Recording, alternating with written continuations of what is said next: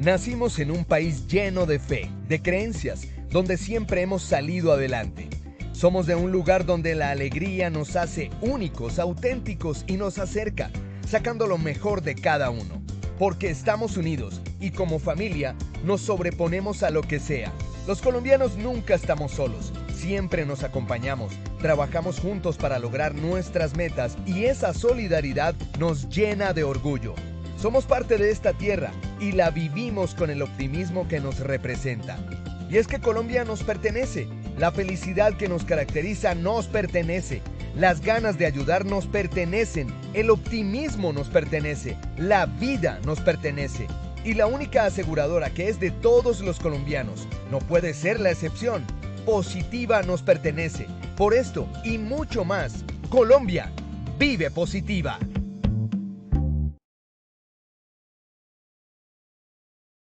Muy buenos días para todos nuestros asistentes. Soy Lina Garzón y les doy la bienvenida a este importante tema: riesgo de desastres en organizaciones, proceso de conocimiento. Invitamos a nuestra experta y le damos la bienvenida a la doctora Sandra Castelblanco, enfermera, magíster en Administración de Desastres, copresidenta del capítulo Latinoamérica y el Caribe de la Asociación Mundial de Medicina de Emergencias y Desastres. Doctora Sandra, muy buenos días, bienvenida. Muy buenos días, Lina. Muchísimas gracias. Gracias a Positiva por permitirnos nuevamente estar con ustedes compartiendo un poquito de conocimiento. Y precisamente hablando de conocimiento, hoy vamos a hablar de eso, de cómo conocer el riesgo de emergencias y desastres. Y vamos a tener tres momentos. El primer momento, contexto. El segundo momento son los aspectos conceptuales clave. Y el tercer momento es las recomendaciones para hacer un mejor conocimiento del riesgo de emergencias y desastres en las organizaciones. Vamos a tener un primer objetivo específico, es mostrar el contexto del proceso de conocimiento del riesgo de emergencias y desastres. El objetivo 2 es aclarar conceptos clave para la comprensión de ese proceso de conocimiento del riesgo de emergencias y desastres. Y el tercer objetivo es hacer recomendaciones que sean prácticas para todos para poder mejorar ese proceso en el futuro en todas las empresas en las que ustedes trabajan. Ahora vamos a hacer nuestro sondeo. Muchas gracias, Doc. Claro que sí, vamos a realizar el sondeo. Como siempre les recuerdo a los participantes que en sus pantallas van a observar las preguntas y tienen la opción de seleccionar la respuesta correcta. Bueno, vamos con la primera pregunta. Los tres procesos de la gestión del riesgo de emergencias y desastres son: A, conocimiento, reducción y manejo; B, conocimiento, prevención y recuperación; o C, comunicación, mitigación y respuesta. Seleccionen ahí la respuesta correcta, por favor.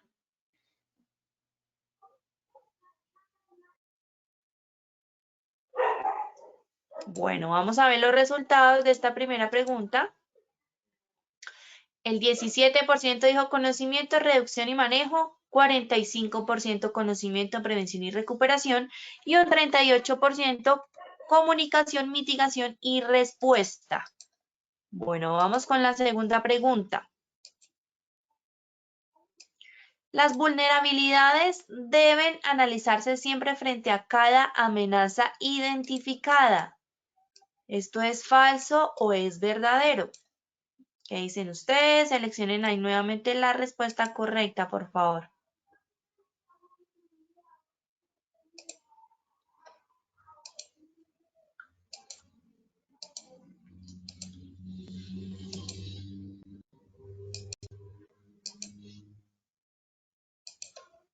Bueno, vamos a ver los resultados. El 15% dijo falso y un 85% dijo verdadero. Bueno, muy bien, vamos con la tercera y última pregunta de esta primera parte del sondeo. El análisis del entorno es un requerimiento característico de: A, Ley 1523 de 2012, B, Decreto 2157 de 2017, C, Decreto 1072 de 2015. Nuevamente seleccionen la respuesta correcta. Recuerden que al finalizar tendremos las mismas tres preguntas y la doctora Sandra nos va a brindar las respuestas correctas. así que debemos estar muy, muy atentos.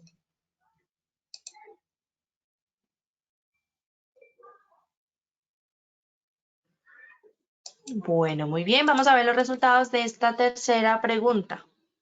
20% dijo Ley 1523 de 2012, un 34% Decreto 2157 de 2017 y un 46% Decreto 1072 de 2015. Listo, doctora.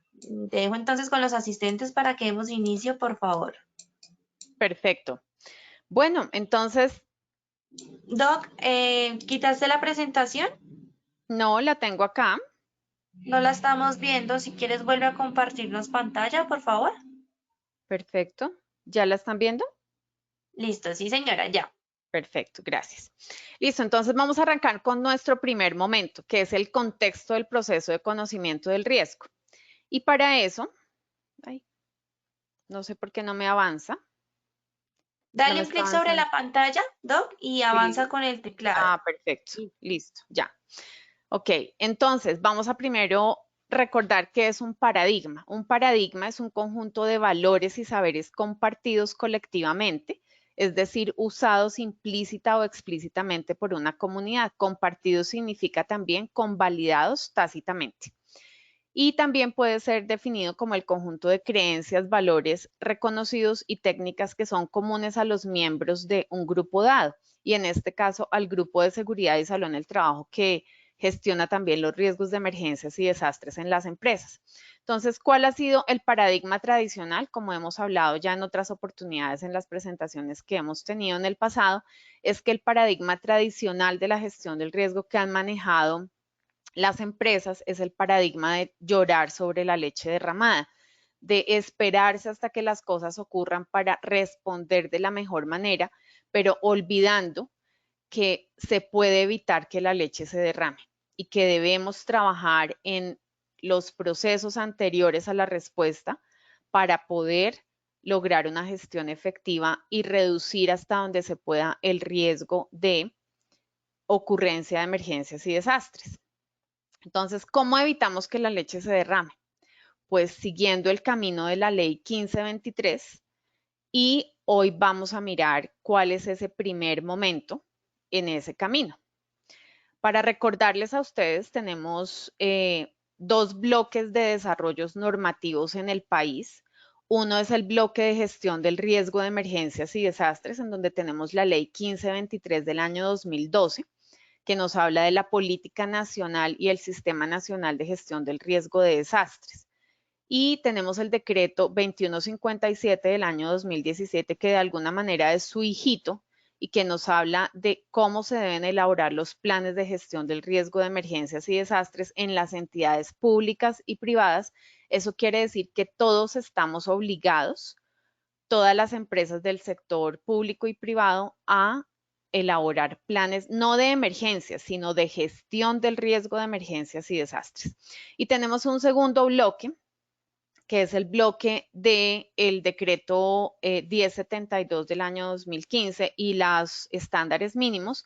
Ese segundo bloque muchas veces no se corresponde y la mayoría de las personas que trabajan en seguridad y salud en el trabajo se rigen por el decreto 1072, que está muy bien, pero no conocen o pasan de lado la ley 1523 y este decreto 2157. La ley, desde el punto de vista de jerarquía normativa, es superior al decreto 1072. Entonces es muy importante que ustedes siempre lo revisen y lo tengan en cuenta.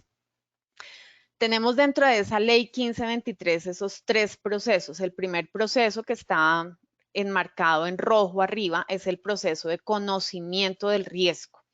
Luego tenemos el proceso de reducción del riesgo en azul. Y por último, el proceso del manejo del incidente, emergencia o desastre. Muchas veces nos quedamos, como decíamos en el paradigma tradicional, en esperar a que las cosas ocurran, o sea, en el último proceso de la derecha, que es manejo, o sea, esperar a que ya las cosas pasen para poder actuar y no enfocarnos en lo que hay que hacer en el antes. Entonces, rápidamente, para recordar, frente, por ejemplo, a un terremoto, vamos a analizar y vamos a seguir cuál sería el proceso de gestión del riesgo para ese escenario de terremoto. Entonces, Para conocer el riesgo, pues tenemos que identificar y analizar esa amenaza de terremoto, luego saber qué tan vulnerables somos. Si ustedes me van siguiendo en esta gráfica del primer proceso que está en rojo, entonces identificamos y analizamos amenazas, hacia abajo analizamos las vulnerabilidades, después construimos escenarios de afectación, luego hacemos monitoreo del riesgo y comunicación del riesgo. Una vez hemos conocido ese riesgo, que es el tema que nos convoca el día de hoy, pues podemos a partir de conocerlo, saber cómo lo podemos reducir, y lo podemos reducir o previniéndolo. En el caso de un terremoto no lo podemos hacer porque no podemos eliminar la amenaza, pero sí podemos hacer muchas cosas en mitigación. En mitigación podemos hacer reforzamiento estructural, hacer mitigación no estructural, que es anclaje de todos los elementos. Y también podemos hacer protección financiera, que es asegurar todos los contenidos y también la edificación para que si algo pasa, pues tengamos platica para poder recuperarnos. Y después tenemos manejo, que ahí es donde viene la respuesta y la recuperación. Entonces es básicamente esto, el camino que nos plantea la ley 1523 para evitar hasta donde sea posible que la leche se derrame, para transformar ese paradigma que nosotros veníamos manejando. Y les vamos a hablar hoy de conocimiento del riesgo específicamente. Para eso vamos al momento 2, que es aclarar conceptos importantísimos para poder hablar de conocimiento del riesgo. Aquí quiero mostrarles la definición de conocimiento del riesgo. Y es la comprensión de los factores que componen el riesgo, la existencia de amenazas fuera o dentro de la institución y de las vulnerabilidades propias frente a dichas amenazas. ¿Y para qué hacemos esto? Pues para generar conciencia entre los diferentes actores y motivar los procesos de reducción y manejo de emergencias y desastres. Entonces, todo tiene como una coherencia. Y aquí me gusta mucho esta imagen. Voy a mirar a ver si puedo quitar esto, sí. Me gusta muchísimo esta imagen porque nos muestra, es de la Guía Comunitaria para la Gestión del Riesgo de la Unidad Nacional de Gestión de Riesgo, y nos muestra básicamente el entorno en donde están las empresas. Entonces, por ejemplo, aquí vemos como una fábrica que está drenando residuos a un río. Tenemos un área rural, tenemos cuerpos de agua, tenemos aquí una retroexcavadora. Eso es importante tenerlo en cuenta y por eso nos piden que conozcamos nuestro entorno. Vamos a hablar de eso más adelante. Y aquí, entonces, nos enfocaremos en conocimiento del riesgo y vamos a hablar de cada uno de esos pasitos que tenemos que seguir para completar nuestro proceso de conocimiento del riesgo. Y para eso es muy importante entender de qué está hecho el riesgo. Entonces, está hecho básicamente de 3 elementos. Uno es la amenaza, el otro es la vulnerabilidad y también tenemos el grado de exposición. Muchos de los que están aquí hoy reunidos conocen muy bien el tema de grado de exposición porque trabajan todo el tiempo en seguridad y salud en el trabajo.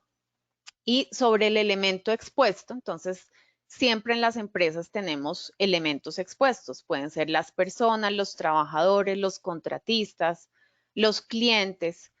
Los bienes son importantísimos porque muchas veces nos enfocamos en las personas que obviamente tienen una importancia fundamental, pero también los bienes. Hay que entender cómo las amenazas afectan los bienes.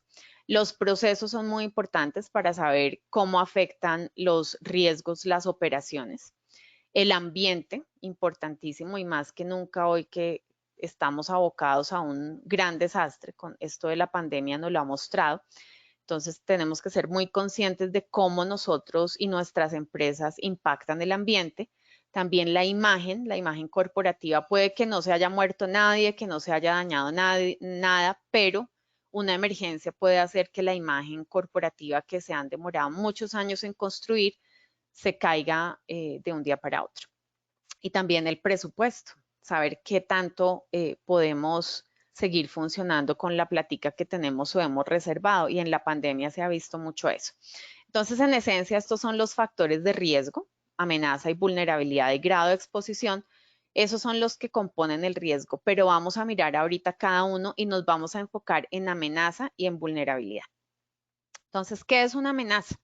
Una amenaza son fenómenos, sustancias, actividades humanas o condiciones que son peligrosas. Y muchas están afuera, pero algunas pueden estar adentro de mi empresa también. Aquí tenemos un listado de amenazas, no pretendo, por eso lo puse chiquitico, solamente quería mostrar que hay diferentes tipos de fenómenos en los que uno puede clasificar las amenazas. Esto, uno puede hacer una tesis de maestría de solo clasificación de amenazas, y aquí les muestro un ejemplo del que nosotros manejamos. Entonces tenemos fenómenos naturales como incendios forestales, sismos, tsunamis, erupciones volcánicas, fenómenos de remoción en masa, lluvias torrenciales, granizadas, huracanes, tornados, vendavales, tormentas tropicales, inundaciones por desbordamientos de cuerpos de agua, sequía.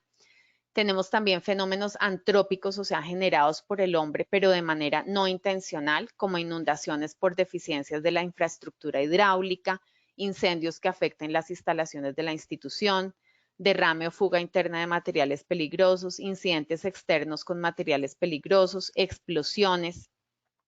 Tenemos también fenómenos sociales que, pues, con la situación del país en este momento se han tornado más relevantes y más visibles. Las alteraciones del orden público, el robo, secuestro, el atentado terrorista, accidentes personales, incidentes con múltiples víctimas o víctimas en masa, altercados con usuarios se pueden presentar, bloqueos o desabastecimiento, como hemos visto también. Fenómenos sanitario-ecológicos, y aquí entra una muy importante que es la pandemia. Entonces, esto es para mostrarles que hay una gran cantidad de cosas allá afuera o adentro de la empresa que se convierten en amenazas. Y en Colombia, particularmente las amenazas de origen natural, son muy variadas, y es muy importante que siempre cuando estamos analizando cuáles son las amenazas a las que estamos expuestos en la empresa, miremos alrededor y seamos conscientes. Y por eso quiero hacerles un viaje muy rápido por el país para mostrarles cuáles son las amenazas de origen natural. Entonces tenemos ciclones tropicales. ¿En dónde tenemos ciclones tropicales? Aquí vemos en toda la zona norte del país. Tenemos casi 4 millones de habitantes expuestos a ciclones tropicales, y es muy importante tenerlos en cuenta. Tenemos tsunamis. Tenemos 734,000 habitantes expuestos, más o menos, y tenemos varios municipios, hasta donde yo recuerdo son como 12 municipios en el país que están ubicados en zona de amenaza de tsunami. Entonces, importantísimo también tenerlos siempre en cuenta. En 1979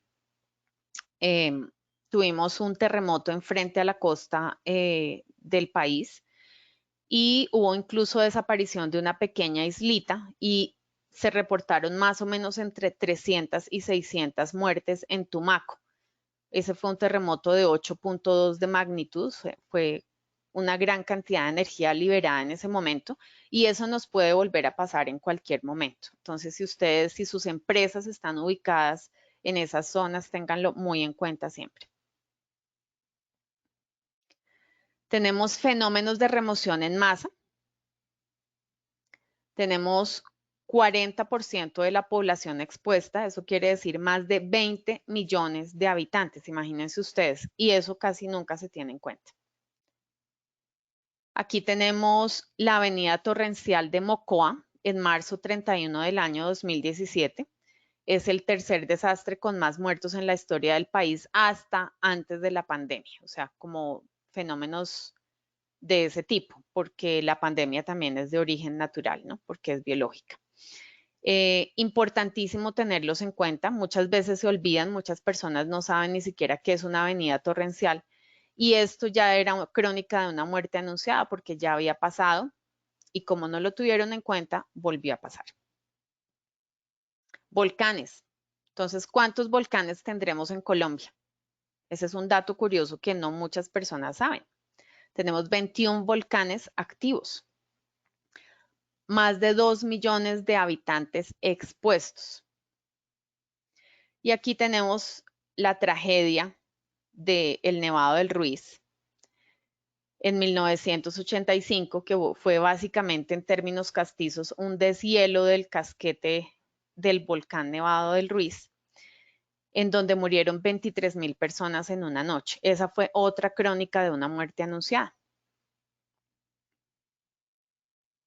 Inundaciones.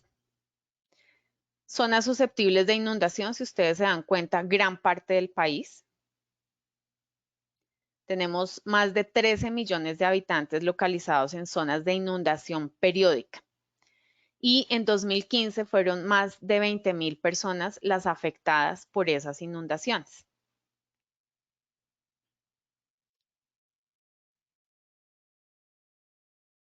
Y amenaza sísmica. Estamos en un país que gran parte de su población, el 87% de la población, o sea, más de 43 millones de personas, están en zona de amenaza sísmica. Y todavía hay muchas personas que no se han despertado y no han entendido eso, y por eso no se preparan para un terremoto. Aquí tenemos nuestro terremoto del eje cafetero en 1999 con 4.000 heridos, 1.000 muertos y casi 4.000 desaparecidos. Y esto nos puede ocurrir en cualquier momento. Aquí en Bogotá esperamos en el peor escenario, que ojalá nunca ocurra, entre 50 y 60.000 heridos y entre 10.000 y 12.000 muertos. Pero uno le pregunta a la mayoría de los bogotanos y no tienen ni idea de que estamos en una zona de amenaza sísmica y de que han ocurrido 10 terremotos en Bogotá. Entonces, importantísimo que seamos conscientes de estas amenazas que tenemos en las diferentes partes del país y que ustedes ubiquen su empresa y su casa frente a estas amenazas. Ahora que ya hablamos de amenaza, vamos a hablar de vulnerabilidad, pero primero tenemos que entender qué es vulnerabilidad. Entonces, vulnerabilidad es el grado de susceptibilidad o de incapacidad de una institución de salud o de una empresa o de un ciudadano también de anticipar, de resistir, de responder o de recuperarse. Entonces, de anticipar, ¿por qué? Si yo, por ejemplo, estoy ubicado en esa zona de ciclones tropicales en el norte y no estoy conectado con los sistemas de alerta temprana, pues no voy a poder anticipar que viene un ciclón tropical. Si yo no estoy viendo las noticias, de pronto no lo puedo anticipar. Esos eventos que se pueden anticipar. Un terremoto no se puede anticipar, por ejemplo, pero entre más capacidad yo tenga de los eventos que se pueden anticipar, estar pendiente, eso me va a hacer menos vulnerable, de resistir. Si mi edificio es sismo resistente, pues yo voy a poder resistir mejor un terremoto, pero si no soy sismo resistente, pues pasa todo lo contrario, de responder porque estoy organizado, porque me preparé, entonces voy a ser menos vulnerable. Y de recuperarme, porque por ejemplo, tenía unos buenos seguros, unas buenas pólizas de seguros con un cubrimiento excelente, entonces me dieron la platica suficiente para poder recuperar. Entonces, es importantísimo entender que la vulnerabilidad siempre se maneja en función de las amenazas. Hay que analizar ese grado de susceptibilidad o incapacidad frente a cada una de las amenazas. Y es muy importante entender que la vulnerabilidad se puede como organizar en 3 componentes. El componente estructural, el componente no estructural y el componente funcional. Y vamos a ver qué es cada uno de esos. Entonces, el componente estructural es el que tiene que ver con la edificación, con la columna vertebral del edificio. El no estructural tiene que ver con los techos, con las tuberías, con los sistemas de drenaje, con la red contra incendios. Y el funcional tiene que ver con toda la organización. Entonces, es importante siempre ver la vulnerabilidad en esos 3 componentes. Y ahora vamos a hablar del tercer momento, que es el que más me gusta y en el que podemos aportarles a ustedes mucha de nuestra experiencia a lo largo de 25 años. Entonces, ¿cuáles son las recomendaciones para conocer de manera objetiva o lo más objetiva posible los riesgos de emergencias y desastres en las organizaciones. Lo primero es identificar y analizar las amenazas. ¿Y cuáles son esas fuentes de información sobre las amenazas? Para que ustedes siempre que vayan a hacer un plan de gestión del riesgo, arranquen por esto, consultando estas fuentes. Lo primero es la página de la Unidad Nacional de Gestión del Riesgo. Tienen un muy buen sistema. De hecho, estas imágenes que yo les mostré de las amenazas en el país son cortesía de la Unidad Nacional de Gestión del Riesgo en una presentación que ellos hicieron hace unos años y que nos compartieron porque me pareció fantástica. Pero también tenemos en Bogotá la página del Instituto Distrital de Gestión del Riesgo y Cambio Climático. Ahí pueden encontrar mucha información.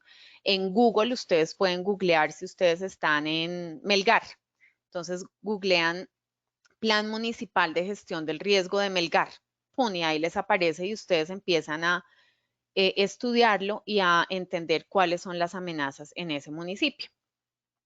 También podemos revisar algunos estudios que se hacen desde Seguridad y Salud en el Trabajo, como el estudio de carga combustible del establecimiento de salud para casos de incendio, estudios de interacción de sustancias químicas almacenadas, súper importante eso, y también el levantamiento de mapa de peligros en las zonas cercanas a la institución. En muchas empresas están en zonas de influencia de comités de ayuda mutua que han levantado mapas de peligros.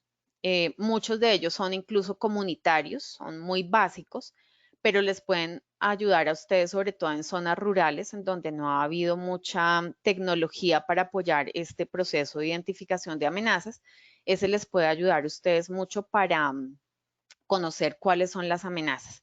Y hay otra muy importante que no puse aquí, pero que es como un consejo para recordar, y es que el trabajador de más antigüedad es muy valioso porque él ha vivido lo que ha ocurrido en la empresa a lo largo de los años, entonces es una muy buena fuente de información, pero también el vendedor ambulante de la esquina. Ese vendedor ambulante que siempre está pendiente de todo lo que puede pasar y conoce el vecindario, él les puede dar una muy buena información. Ahora vamos con el análisis del entorno que yo les hablaba en la primera imagen de este Plan Comunitario de Gestión del Riesgo de la Unidad Nacional. Es el análisis del entorno y es un requerimiento característico del decreto 2157, de ese hijito de la ley 1523. Ese nos abrió los ojos y nos dijo, señores, ustedes no se pueden enfocar solamente en su empresa de las puertas para adentro. Ustedes se tienen que hacer 3 preguntas. ¿Y cuáles son esas 3 preguntas? Primero, las amenazas del entorno externo, o sea, lo que les estaba diciendo yo, cuáles son las amenazas que hay en mi vecindario, a mi alrededor, en mi municipio. No solamente las amenazas de origen natural, sino todas las otras que les hablé rápidamente en ese listado.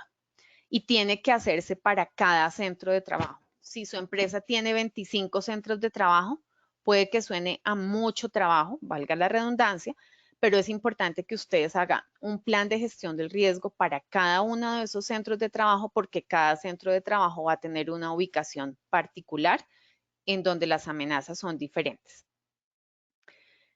La segunda pregunta que me tengo que hacer para analizar el entorno es ¿quiénes son mis vecinos? ¿Cuáles son las instituciones cercanas? ¿Cuáles son los líderes de la comunidad? ¿Por qué las instituciones cercanas? Porque muchas veces, y ha pasado, que hasta que no estalla la polvorería que quedaba a 3 cuadras y que yo ni me había dado por enterado que existía, pues no entiendo y no soy consciente de esa amenaza. Muchas instituciones alrededor de las empresas son amenazas y otras son oportunidades. Y es muy importante que ustedes en el análisis del entorno entiendan eso y comprendan cuál es la interacción con ellos.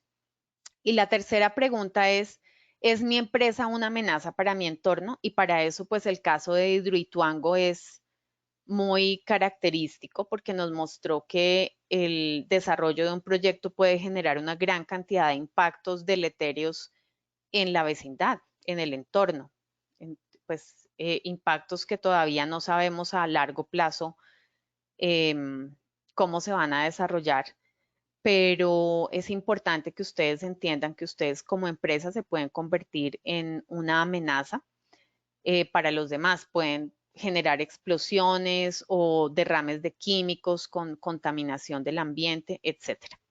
Entonces, análisis del entorno, importantísimo, requerimiento característico del decreto 2157 del año 2017.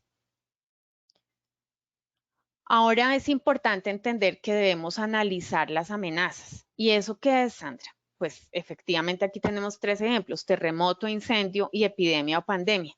Pero realmente entendemos qué es un terremoto, de qué está hecho un incendio y de qué está hecha una pandemia. Antes de que ocurriera la pandemia, solamente los desastrólogos y pues los epidemiólogos hablábamos de pandemia, pero la gente no tenía ni idea qué era pandemia. ¿Qué lo origina? Entonces, en este caso, el virus SARS-CoV-2. Para un terremoto, muchas personas todavía no entienden qué origina un terremoto. Se puede predecir, como les decíamos, en caso de terremoto, pues no, todavía la tecnología no nos da para predecir cuándo va a ocurrir. Pero un incendio tampoco, pero si las condiciones están dadas, pues hay espacios en donde uno dice puede ser inminente porque está la amenaza y hay muchas vulnerabilidades. ¿Cómo se puede identificar tempranamente? Eso es importante entenderlo para cada amenaza. Y si se puede prevenir o no, hay unos que se pueden prevenir como un incendio, por ejemplo, pero un terremoto no se puede prevenir. Y la pandemia pues es una cosa que se empezó a salir de control y pues que ya está totalmente fuera de control. ¿Qué tan frecuente es? Es importante entender la periodicidad de cada una de las amenazas, sobre todo en las de origen natural. ¿Cómo se mide su nivel? Hay unos que se pueden medir, por ejemplo, el terremoto se mide en magnitud y en intensidad, pero muchas personas todavía no entienden qué significa magnitud y qué significa intensidad, entonces es importante tenerlo en cuenta. ¿Y cómo afecta esa amenaza a las personas, a los bienes, a los procesos, al ambiente? ¿Y cuáles son las consecuencias directas e indirectas relevantes para las empresas? Porque uno a veces dice, ay, sí, los rombitos apareció que yo tengo amenaza de terremoto o amenaza de incendio, pero yo no me he puesto a entender realmente si eso se manifiesta, qué me puede pasar a mí como empresa. Y para eso entonces es importante tener algunas escalas de referencia para poder luego de ese análisis empezar a evaluar las amenazas. La evaluación del riesgo siempre es un proceso subjetivo.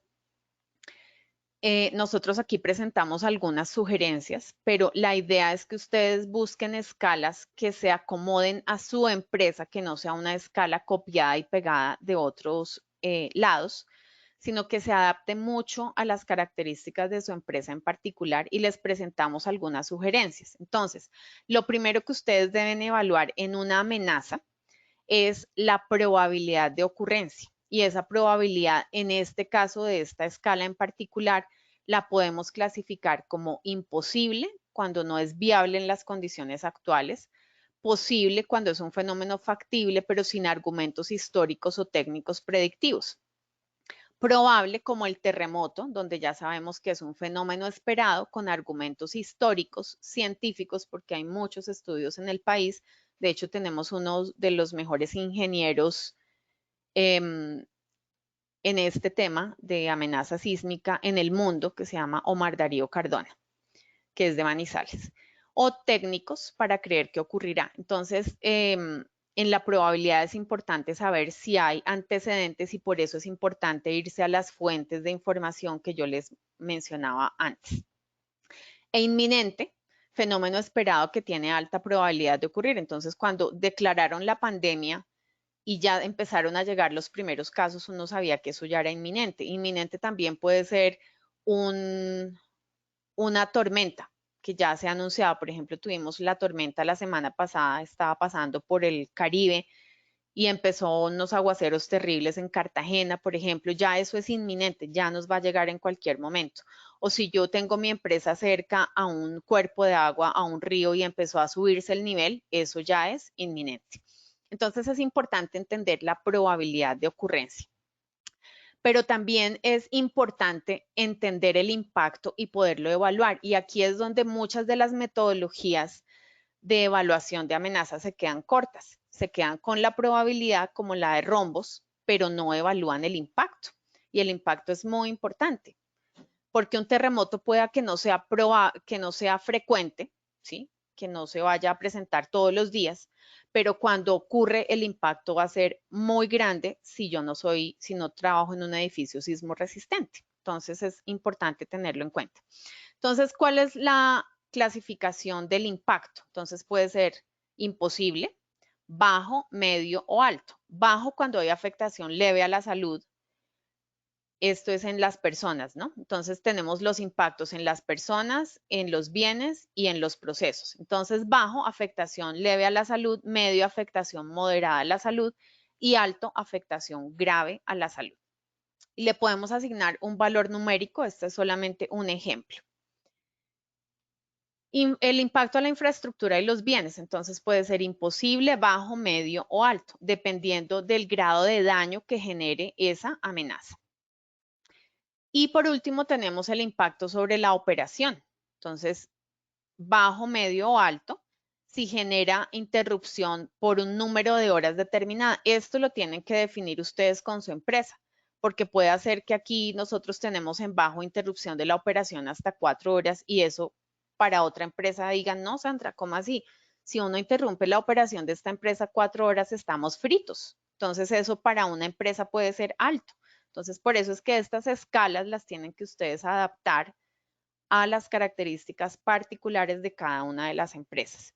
Y una vez evaluado la probabilidad de ocurrencia de esa amenaza y el impacto sobre las personas, sobre los bienes y sobre los recursos, ya tenemos como un panorama completo para poder calificar y tener un valor numérico de la evaluación de las amenazas. Entonces ya hicimos el primer pasito. Y si se dan cuenta todo lo que hemos hablado, ahora vamos a hablar de las vulnerabilidades, de cómo analizarlas.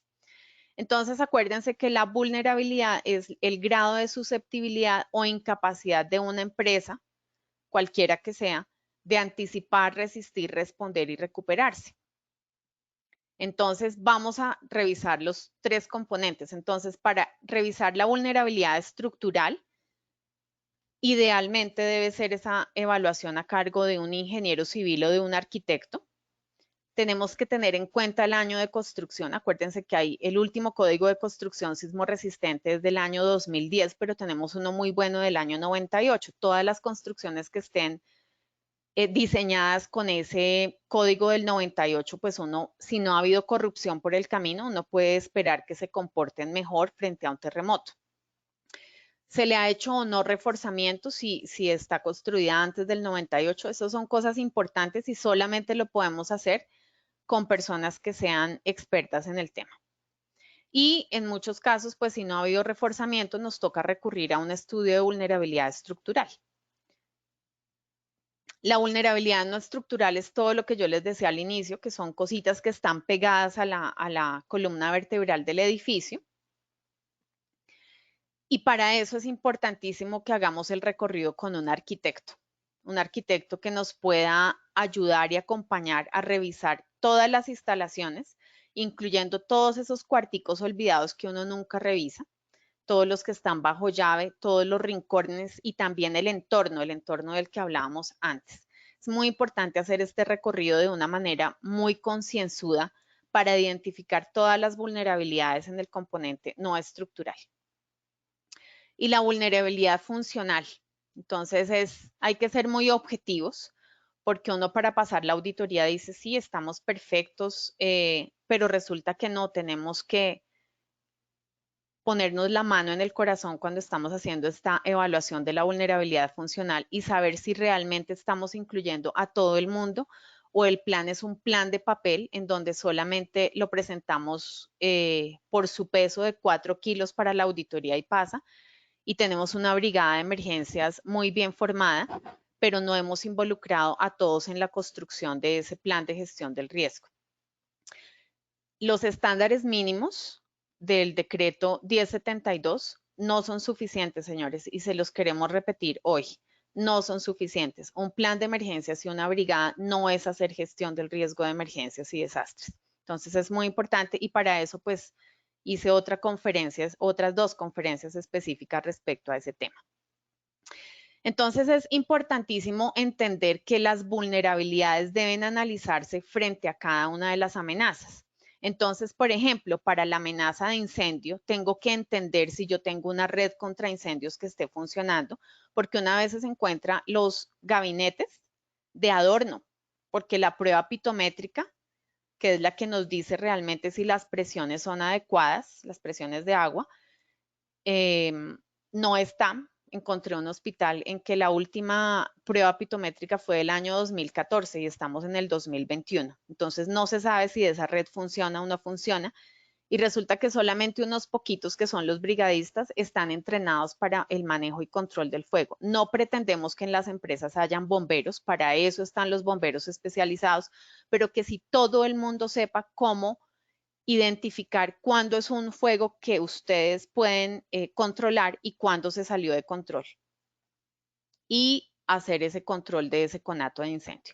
Pero si nosotros no tenemos esos elementos, pues seremos más vulnerables frente a esa amenaza de incendio. Ahora, ¿qué tan vulnerable soy frente a un movimiento sísmico? Llámese sismo o terremoto, que es exactamente lo mismo, pero ¿qué tan vulnerable soy? Estoy en una construcción, digamos que normal, que no cumple con el código de construcción sismo resistente, o por el contrario, sí, o he sido reforzado o soy una construcción relativamente nueva después del 98 y me puedo comportar mejor frente a un terremoto. O por ejemplo, la amenaza de que alguno de los trabajadores o contratistas o clientes le dé un paro cardiorrespiratorio. Todo el mundo sabe cómo hacer compresiones cardíacas. Eso no es solamente tarea del brigadista. Todos los trabajadores deberían saber cómo hacer compresiones cardíacas, porque es que, señores, esto nos salva la vida. Y no solamente en la empresa, en la casa también. Entonces es importante entender esa vulnerabilidad. Y una vez hemos comprendido las amenazas, la probabilidad de ocurrencia, el impacto en las personas, los bienes y la operación, y hemos multiplicado esos valores por la vulnerabilidad, si es alta, media o baja, frente a cada amenaza, tenemos nuestra valoración del riesgo de la empresa. Es solamente hasta ahí que lo podemos hacer. Entonces, miren todo el proceso que se ha tenido que seguir para eso. Es importante entender que si el elemento expuesto, cualquiera que sea personas, bienes, imagen, etcétera, no presenta vulnerabilidad frente a una amenaza, es decir, que ese elemento es capaz de anticipar, resistir, responder y recuperarse, entonces esa amenaza no genera riesgos. Es importante que ustedes lo tengan en cuenta. Y es importante saber qué hacer. Entonces, lo primero es involucrar en esa valoración del riesgo a todo el comité de emergencias. Pero me dicen, no, Sandra, es que nosotros en nuestra empresa no tenemos comité de emergencias. Bueno, ese es el primer paso, involucrar a los directivos, porque el gerente es el responsable legal y penal de todas las consecuencias de no hacer esto correctamente. Entonces hay que basarse en esa valoración del riesgo que ya ha hecho todo mi comité de emergencias para entender cuáles son mis vulnerabilidades y establecer acciones para reducir el riesgo y para prepararse. Entonces tenemos que establecer un plan de trabajo que puede ser entre 2 y 5 años, pero no le podemos poner responsable de seguridad y salud en el trabajo. No, responsable es el que se pueda sacar la mano, la plata del bolsillo de alguna parte de la empresa para poder gestionar esos pendientes, para poder implementar y que tenga capacidad de toma de decisiones. Porque si no, esos planes de trabajo se quedan por allá en un cajón o en una carpeta del computador y nunca se hace nada con eso. Perdimos el tiempo si después de haber hecho todo el proceso de conocimiento del riesgo, no hacemos que se involucren todos los directivos y que se refleje dentro del plan estratégico de la empresa. Después de eso tenemos que construir escenarios de afectación. ¿Y qué son los escenarios de afectación? Es básicamente entender cómo me puede afectar esa amenaza si se materializa con las vulnerabilidades que yo identifiqué. ¿Dónde dentro o fuera de la empresa se pueden originar? ¿Cuáles son las áreas más vulnerables con las condiciones actuales? ¿A cuántas personas aproximadamente puede afectar y en qué grado? ¿Y cómo puede afectar las instalaciones y la propiedad? Esas son preguntas que nos tenemos que hacer para poder elaborar esos escenarios de afectación. ¿Y qué tanto puede generar interrupción en la operación? Y después viene monitoreo del riesgo y comunicación del riesgo. Entonces, monitoreo del riesgo es a medida que nosotros avanzamos en el proceso de ver cómo va cambiando el nivel de riesgo. Poder ir entendiendo cómo puedo disminuir mis vulnerabilidades, que es en la mayoría de los casos en emergencias y desastres lo que yo puedo hacer, porque muy pocas veces puedo eliminar la amenaza como se hace en todos los temas de la matriz de peligros de seguridad y salud en el trabajo. Entonces tengo que enfocarme muchas veces en mi vulnerabilidad y a medida que yo voy disminuyendo la vulnerabilidad, esos valores de la matriz de valoración del riesgo se van reduciendo, o sea que voy aumentando mi seguridad frente a emergencias y desastres. Y la comunicación del riesgo. Miren, señores, esto es tal vez de las cosas más importantes que les quiero dejar como mensaje. Ustedes tienen que hacer un ejercicio juicioso de conocimiento del riesgo en donde ustedes involucren absolutamente a todas las personas, pero fundamentalmente a los directivos. No hagan esa valoración del riesgo solos como seguridad y salud en el trabajo. Si ustedes no tienen el apoyo de los de arriba, búsquense las maneras, pero lo pueden lograr. Pero si ustedes luego de haber hecho todo ese proceso no comunican el riesgo, no hicimos absolutamente nada. Todos los trabajadores tienen derecho a conocer los riesgos de emergencias y desastres a los que están expuestos. De hecho, Positiva es un gran ejemplo de ello. Cuando uno entra a la recepción de Positiva en la sede que queda aquí en la autopista norte, ahí uno encuentra un cartelito que dice: cuando usted entra a estas instalaciones está expuesto a estas y estas y estas amenazas y a estos y estos y a estos riesgos. Y uno dice, wow, es una empresa súper responsable. Eso deberíamos hacer en todas nuestras empresas. ¿Cómo es posible que uno tenga amenaza, por ejemplo, en esta empresa que les cuento? La bomba de la red contra incendios hace un montón de años que no se sabe si funciona o no funciona la red en general, porque no le han hecho la prueba pitométrica y nadie está entrenado en cómo controlar el fuego. Están listos para un desastre en cualquier momento, pero si los trabajadores no saben eso, entonces es importantísimo que todos sean conscientes, pero no solamente de los riesgos a los que están expuestos, sino que también debe entender todos los trabajadores cómo reducir esos riesgos y cómo prepararse para responder. Es fundamental. Y con eso, pues yo me despido el día de hoy y para eso le voy a dar la palabra a Lina para que hagamos el sondeo final. Les agradezco mucho a todos, Dios los bendiga, un abrazo grande y por favor síganse cuidando. El virus no se ha ido a ninguna parte. Estamos en el peor momento de la pandemia, así en televisión digan lo contrario. Yo trabajo en instituciones, asesorando instituciones de salud y las cosas están muy complicadas, pero las personas todavía no entienden que los aerosoles son de las cosas más importantes a tener en cuenta. No se metan en espacios que no están bien ventilados. Si no hay ventanas abiertas, pidan que las abran, por favor. Necesitamos ventilación cruzada al interior de los espacios. No coman al lado de sus compañeros hablando y riéndose. Coman en un espacio aislado si tienen que quitarse el tapabocas. Cuídense mucho, por favor. Dios los bendiga. Doctora Sandra, muchas gracias. Claro que sí, vamos a ir cerrando nuestra acción educativa. Vamos a ir al sondeo nuevamente. Les recuerdo, como siempre, que en sus pantallas van a observar las preguntas y tienen la opción de seleccionar la respuesta correcta. Vamos con la primera pregunta. Los tres procesos de la gestión del riesgo de emergencias y desastres son: A, conocimiento, reducción y manejo; B, conocimiento, prevención y recuperación; C, comunicación, mitigación y respuesta. Seleccionen la respuesta correcta desde sus pantallas, por favor. Últimos 5 segunditos para que respondan quienes hacen falta. Bueno, muy bien. Vamos a cerrar la primera pregunta y vamos a ver los resultados. El 27% dijo conocimiento, reducción y manejo, 38% conocimiento, prevención y recuperación y un 36% comunicación, mitigación y respuesta. Doctora, cuéntanos cuál es la respuesta correcta, por favor. Bueno, estaban distraídos. Yo pienso que es que estábamos empezando en la mañana y algunos estaban por despertarse. Es conocimiento, reducción y manejo, o sea que es la primera. Esa es la respuesta correcta, la primera. Perfecto, Doc, muchas gracias. Vamos con la segunda pregunta. Las vulnerabilidades deben analizarse siempre frente a cada amenaza identificada. ¿Esto es falso o es verdadero?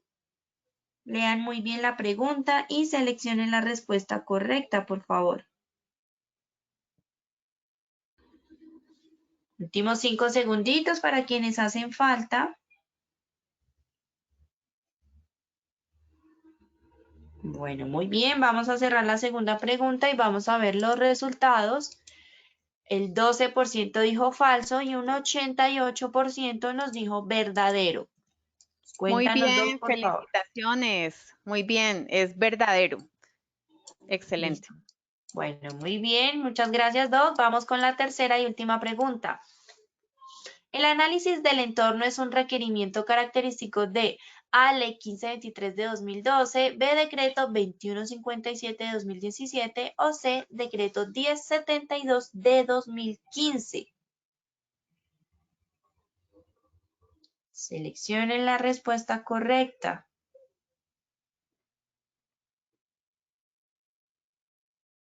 Bueno, vamos a ver los resultados.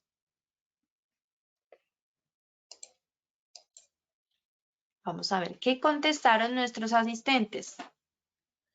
Bueno, el 41% dijo Ley 1523 de 2012, 29% Decreto 2157 de 2017 y un 30% Decreto 1072 de 2015. Cuéntanos, Mido, por Bueno, favor, ¿cuál es la respuesta? distraídos, estoy triste, estaban distraídos porque incluso había una diapositiva con la respuesta así grandototota. Mire, para que les quede súper claro, el análisis del entorno lo deberían hacer siempre, pero es un requerimiento muy particular del decreto 2157 del año 2017, que es el hijito de la ley 1523 del año 2002. Entonces, esto los pusimos en el sondeo para que por favor nunca se les olvide de acá en adelante. Muchas gracias. Perfecto, bueno, doctora, muchas gracias. Espero que todos hayan tomado nota, entonces ya saben. Doc, muchas gracias por acompañarnos el día de hoy. Por supuesto, esperamos verte en una próxima ocasión con más temas de interés. Dios los bendiga, un abrazo, que estén muy bien. Igualmente para ti, Doc, bendiciones y por supuesto a todos muchas gracias por su participación. Recuerden siempre visitar Posipedia para que conozcan el cronograma de la próxima semana, se inscriban y participen de todas nuestras acciones educativas. Los dejamos con el siguiente video. Que tengan un feliz viernes.